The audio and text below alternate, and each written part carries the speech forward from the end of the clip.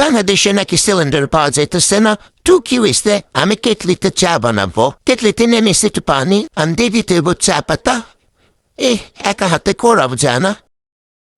দিয়ে দিচ্ছি। আরে কিভাবে দিব? রাত নাই তো খুঁড়ি নাই। আর একটু দিতে হইব। না, ওঠে নাকি ন? উঠছে। দিলাম। এখন সুইচ অন করে দিব। কিরে অন হয় না কেন? আরে সুইচ তো অন করি নাই। হইছে এবার। দূর শালা ঠেলিও না।